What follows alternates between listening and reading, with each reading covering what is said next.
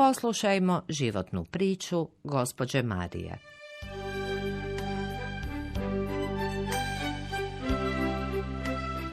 Meni je prekrasno ovdje, jer ja sam bila ovdje 21. od korone ležala. Bila sam u bolnici, pa sam iz bolnica nikoga nisam imala, pa je bolnica pitala djece gdje ćeš sa mnom kad me otpuste. Onda su oni pitali djeca je li ima ikakva ustanova da bi mogla primiti dok oni mogu doći. Jer imam 2 djece u Njemačkoj i 2 u Londonu. Korona je bila jaka pa morali su praviti molbu da preko granice pređu. Djeca su došla po mene, oni su mene odveli 10 mjeseci u Njemačku jer ja sam bila 45 godina u Njemačkoj radila. Pa koliko ste imali kada ste otišli? Imala sam 18 godina. Tako mlada? Mlada, onda prvo sam otišla ja, imala sam dijete, ostavila kod svekrve, imala svekrvu dobru, onda odvede mi muža da radi i on u Njemačku i tako 3 djece još rodim, pa ostavim opet svekrvi, pa svekrva rani i tako da sam ja do mirovine ostala i radila, vratili se kad smo ošli u mirovinu, muž nakon kad smo se vratili on se razboli i ja sam tako njegovala svog muža, nisam dala od sebe nigdje. Kako to da ste se nakon 45 godina vratili u Hrvatsku? Zato što ja ne volim Njemačku. Zato sam se vratila. Zato u Njemačkoj sam bila samo što sam morala.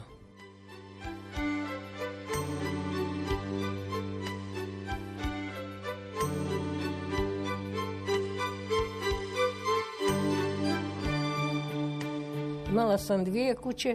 Kuće sam prodala, novce dala djeci, jer imam 4 djece i tako da sam znala da će biti djeca ovako prema roditeljima kao što su moji prema meni.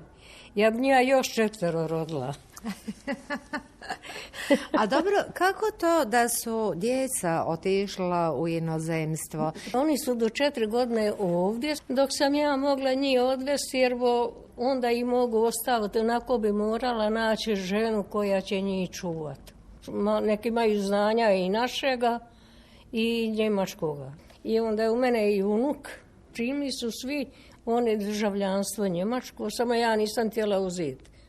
I kad sam išla po mirovnu, kad je muž umro, i oni meni ne daju, kaže, koliko smo mi puta vas nudili za državljanstvo, vi nećete. Zašto ne volim biti ovdje? I zato neću uzeti. I moj je unuk, sad Zimuz, oni njega traže u vojsku, on nije htio ići tamo u vojsku. I dođe u Zagreb bez znanja, samo što je kazao meni, poništi njemačko državljanstvo, uzme naše i sad služe vojsku u Zagrebu.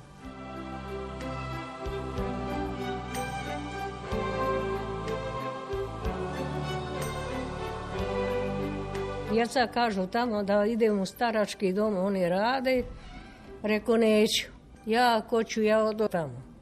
Odo među svoj narod, među svojim narodom ću biti, pa kako god bude njima, bit će i meni.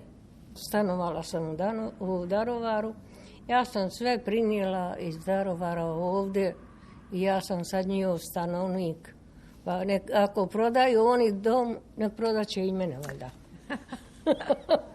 Samo ja ne idem od ovdje. A kako su ova djeca, 2 su u Londonu? Otišli studirat. Hoće studirat, pa tako da učili su u školi engleski, a ovi su 2 učili ruski. I onda one 2 hoće savladat, kaže, potpuno engleski. Možete li plaćati studiju? Možemo, djeco. Vi samo radite što je bolje, bez ikakve fele. Čerka jedna uda se, nađe Engleza, uda se i druga završe, svoje diplome dobiju, studirali, udaju se i tak su one i ostale tamo. Ova čerka jedna i sin u Njemačkoj su sa mnom bili i sa mužom, da smo bili zajedno. Je li unučad zna hrvatski? Znaju. Ne znaju, ona iz Engleske jedna unuka. Neće da uči. Dok je išla u vrtić, znala je naši. Što je starija i u školu što dalje ide i ne zna hrvatski. Ona zna šta ti njoj kažeš, ali ne zna odgovoriti. To mene sad pojede. Ja kažem neki dan, ona je navršila ljetos 18 godina, završila je školu i sad hoće studirati. I dobila je 3 mjesta za studiju, ali dalje od kuće, a nikad nije ona daleko od kuće išla, pa još neće. Kažem ja, jel odmori 1 mjesec dana, da ne ide nikako u školu, pa da se malo odvoji od tate i od mame. Ne mora biti uvijek uz tatu iz mam. Neće tata i mama, rekao, moraš naći sebi kakvoga momka, pa i udat će, pa sve. Njoj, kad se spomene udat, ko da si ošamario. Šta će mi kaj muškarac? Dobro onda. Sad smo se dogovorili, ljetos kupit će kuću na moru. Sin mi je kupio na Viru kuću Katnicu i sad smo se dogovorili da kupi i on, i zet i ćerka, da tamo imaju kuću, da tam prodaju. Pa će njima još i novaca ostati, a i tam će kuću kupiti. Ne bi li se dijete uklopilo u društvo.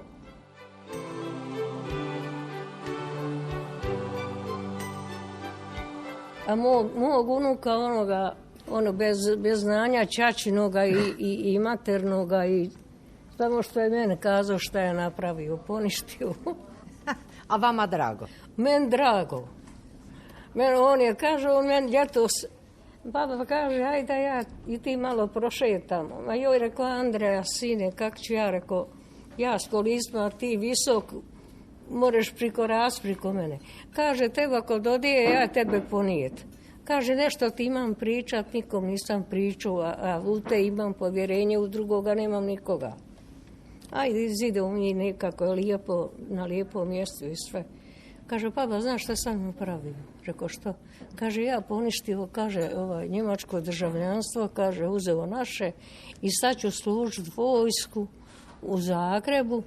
I kaže, on je završio za avtomehančara, kaže, dok oslužim vojni rok, onda će me primiti da radim, da budem njihov radnik. Kaže, ali nikom ne govori dok ja još ne bude sve sigurno. Ja nisam nikom htjela ni reći. A i sin je avtomehančar i onda on, kad baš nešto na autu treba mu, on ako ne zna, on nazove ćaću u Njemačku, tata, taj dio mi ne sjeda kako treba, da mi objasni i kaži. Jednoć mu rekao, ćaća, zovi babu. Nek ti baba rekne, kaže, ti si babi i rekao, kaže, vas dvoje samo, kaže, vodili brigu, kaže, a niste htjeli ni jedno nama reći. Pa šta ću govoriti, dijete 21 godinu, punu 22 imao, pa nek ide, nek sa sobom upravlja.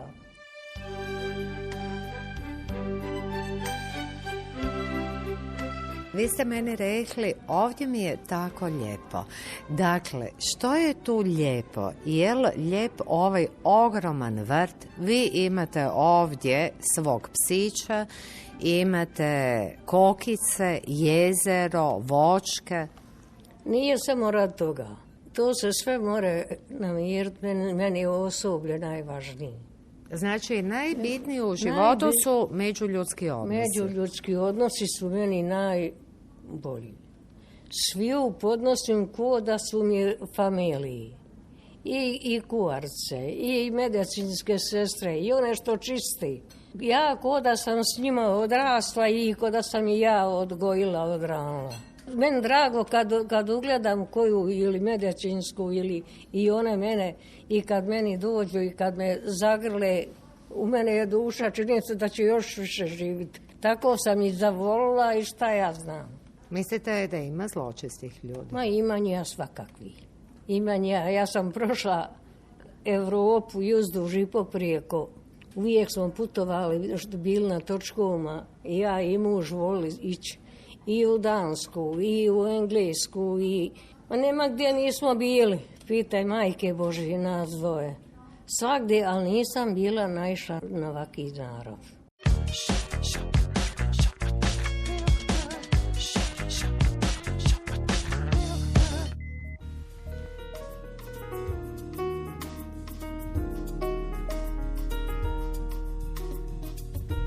Gospođa Ana, što ja to vidim da visi na zidu? To je nekakva pohvala, certifikat, što je to? 25 godina braka smo imali tu u Njemačkoj. Dobila sam čestitku i vina su donesli i moj muž je buket cvijeća mi donesao. A dobro, a tko vam je to napisao? Iz općine.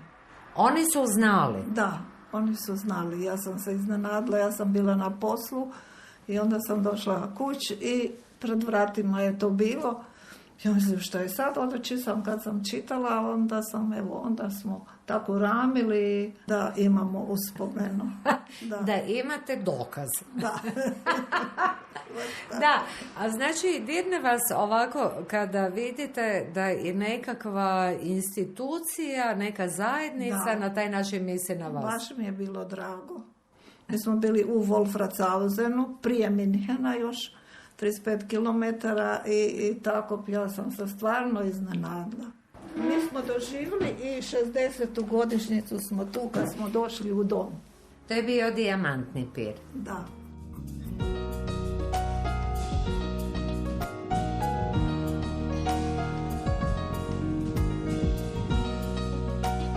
Kako ste se odlučili otići u Njemačku i to u nekakvo malo mjesto? Pa nije to baš malo mjesto, to je odmah kraj Minhena, Merchenwald, to je jedan u Bajerskoj. Ja sam imala tetu koja je prva otišla i onda sam ja otišla, onda je došao moj suprug i na koncu smo i našu djecu povukli, tako da smo bili cijela familija tamo. Minhen nam je bio 35 km, ako šta trebalo, i u gradu smo tom našem imali svašta, to je bio mali grad, ali imao je sve.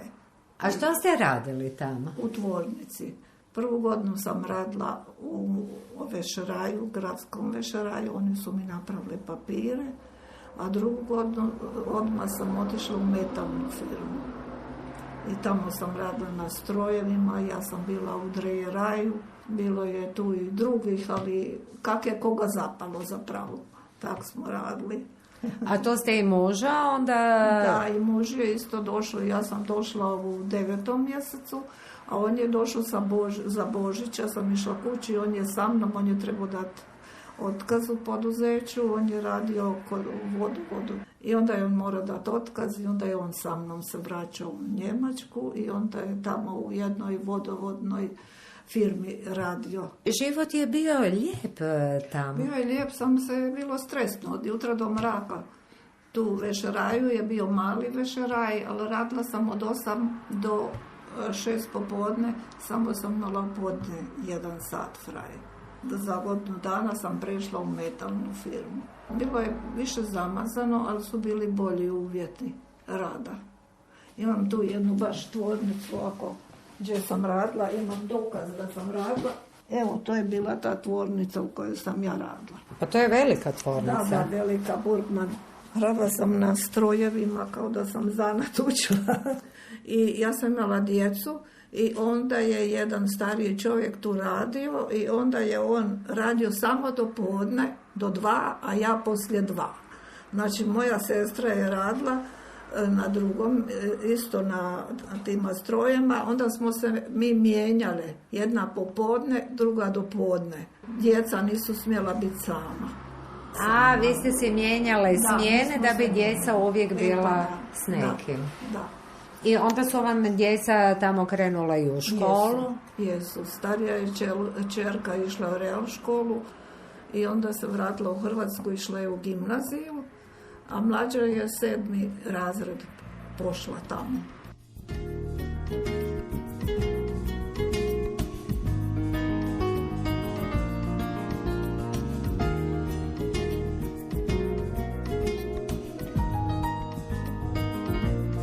I kako su se vaše curice snašle u Njemačkoj? Pa lijepo su se snašle. Ovoj starijoj je bilo teško jer je došla i onda je odmah išla u školu, jel tako? I bio je nastavnik muški, pa i nije gledao puno da je ona stranac. On je napisao na ploču šta imaju za zadaću i brzo zbrisao. I tu su malo bili teški trenuci, ali ona rekla ja ću sve pretrpjeti samo da sam sa mamom i tatom. A ova mlađa se u igri naučila govoriti i nije bilo problema sa govorom i sa svim. Nakon toga dolazi umirovljenje. Kako to da ste se vi i suprug odlučili vratiti u Hrvatsku? Pa kako je to došlo, mi smo radili i došlo je umirovljenje, baš u ono kad je bio rat i sve to, ova starija ćerka je došla u Njemačku, a mi smo napravili kuću u Ždralovna. I onda je ona rekla nemojte ići sad tamo, to je tako nesigurno vrijeme, kako budete dođite u Austriju. I onda smo mi tamo, se ćerka našla stan, smo kupili i tamo smo bili blizu njih. I onda sam ja unuke, kuhala i djeca su dolazili, ćerka i zet su došli na ručak, pa su opet došli rad. Dotle im je bilo teško jer su morali sami i tako sve to. I onda smo bili 20 godina u Austriji. I onda došli tu u dom. Nekako želja došla je korona, više nije, moja ćerka je išla sa mojim mužom doktoru i kad je trebalo, ali onda više nije se smjelo jer nismo bili u istom kućanstvu. I tako smo odlučili da idemo. Moj muž se razbolio i onda smo odlučili da idemo. On je tu bio godinu dana i 1 mjesec, tako otprilike, nije ni mjesec.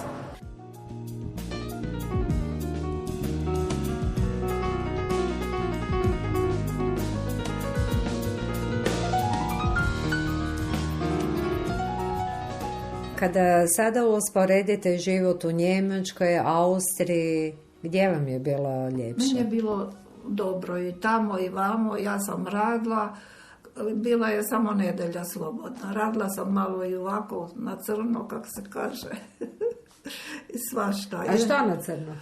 Pa idete neđe u kuću nekoma nešto napraviti, ali ja nisam puno, jer sam imala djecu, onda nisam mogla. Tek kad su djeca otišla u Hrvatsku, onda sam ja malo. A onda sam prešla u bolnicu raditi, u operacionim salama. Bila sam očistila. Dakle, vi ste u 20 godina promijenili 3 posla u Njemačkoj. Da, jesam. Radila sam u vešeraju 1 godinu. I 9 sam radila u metalnoj firmi i 9 u bolnici i onda sam ovo bila na Krankasi, na bolovanju sam bila, jer su mi ruke otišle. Sam imala akord na strojevima i dosta su mi ruke otišle i onda kad sam radila još u bolnici poslije toga, i iz bolnice sam otišla, imala sam 2 godine, znači sa 60 sam, imala sam te uvjete da sa 60 idem u penziju.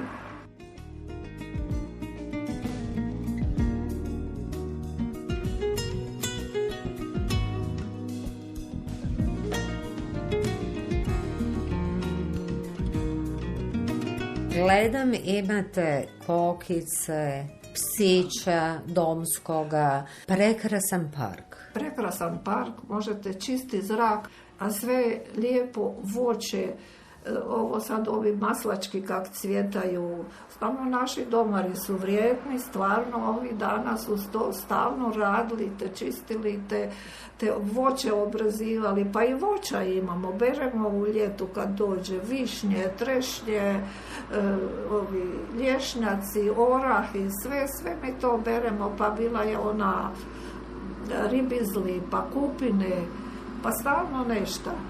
Aronija isto je bila, pa smo i pasku brali i naše kuharice su slagale sokove i sve to. I stvarno je prekrasno, ja ne znam, meni je prekrasno.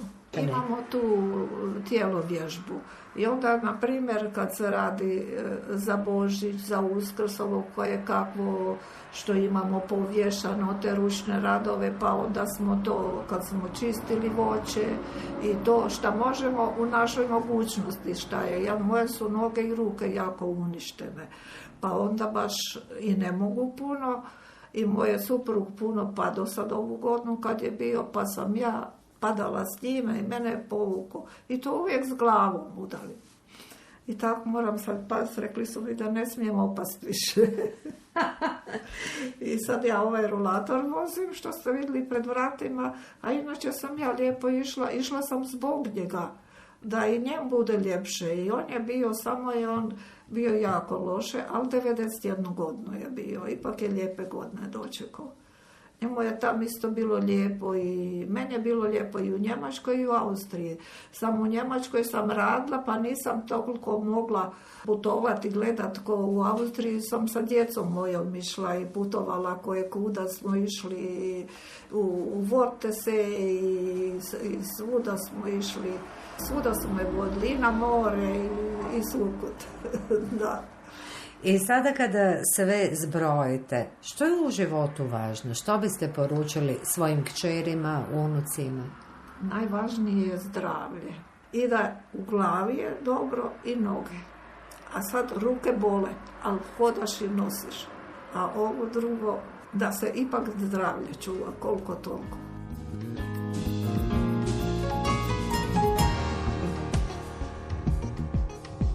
Gospođa Marija i Ana tijekom života su živjele u mnogim mjestima, da bi se u zlatnim godinama vratile u domovinu.